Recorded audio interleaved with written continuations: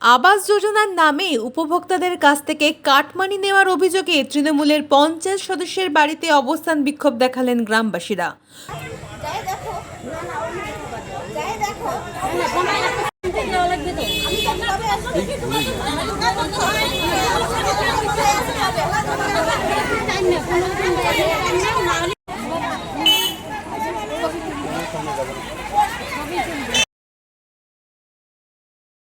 সোমবার বিকেল ৫টা নাগাদ দিনহাটা ২ নম্বর ব্লকের চৌধুরীহাট গ্রাম পঞ্চায়েতের এলাকার ১ নম্বর জায়গির বালাবাড়ির পঞ্চায়েত সদস্য দেবাশিস দেবের বাড়ির সামনে বিক্ষোভ দেখায় স্থানীয় মহিলারা।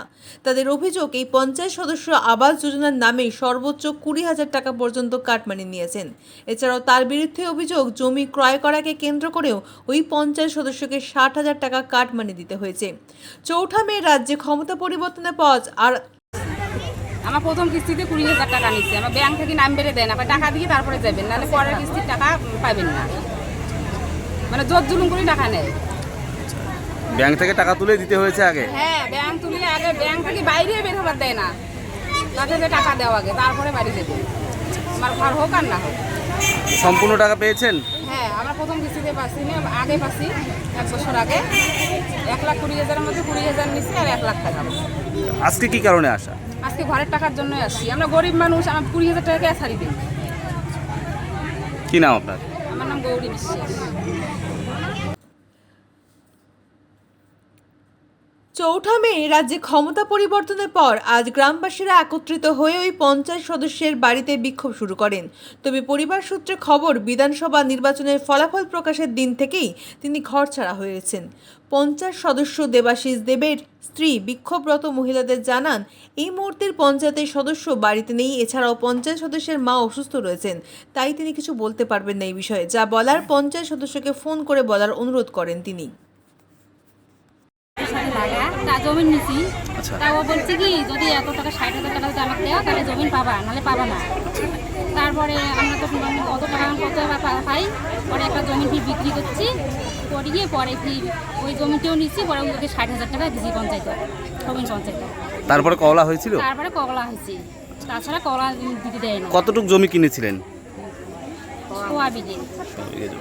তারপরে এর আগে ভোট দোকান হয়েছে, তারপরে বাজার দিতে পায় না, ২০,০০০ টাকা ফাইন দিতে তারপরে বাজার দিয়েছে।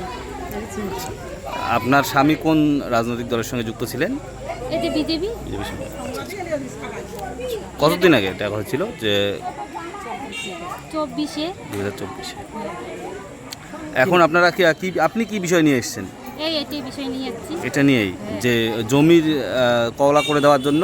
হ্যাঁ, কওলা নিছি, মানে টাকা ফাইন লাগবে ৬০,০০০ টাকা। ও আচ্ছা আচ্ছা, মানে জমি কিনলে ফাইন দিতে হবে তাদেরকে? হ্যাঁ, নাহলে জমি নিতে পাবা না। কারা করছে এটা? এই পঞ্চায়েতেই সমীর। আচ্ছা, তারপরে ৬০,০০০ টাকা দিয়ে জমিটা কওলা নিছি।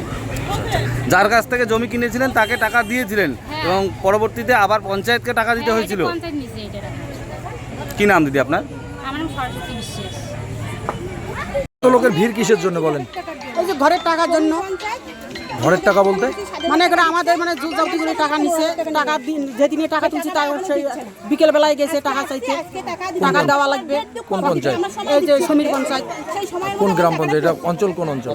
চৌধুরীহাট অঞ্চল, ১ নং জায়গির বাড়ি। মানে ঘরের টাকা আপনি পেয়েছেন, সেই টাকাটাই চেয়েছিল? হ্যাঁ, যে ১০,০০০ করে টাকা দেওয়া লাগবে প্রথম কিস্তি। প্রথম কিস্তিতে কত পেয়েছিলেন? ৬০,০০০। কতদিন আগে? এই মানে করে ভোটের আগে আগে হয়েছে। সেখান থেকে ১০,০০০ টাকা দিয়েছিলেন? হ্যাঁ। এখন কি চাচ্ছেন পঞ্চায়েতের এখন বাড়িতে মানে ওই যে ১০,০০০ টাকা দিচ্ছি, ওই ১০,০০০ টাকায় চাইতেছি সবাই মিলে। মানে করে সবাই যেহেতু কেউ ১৫,০০০ দিচ্ছে, কেউ ২০,০০০ দিচ্ছে, কেউ মানে ১০,০০০ দিচ্ছে, সবাই চাইতেছে। আপনার নাম কি? বেলা দাস। এই জায়গাটার নাম? ১ নং জায়গির বাড়ি।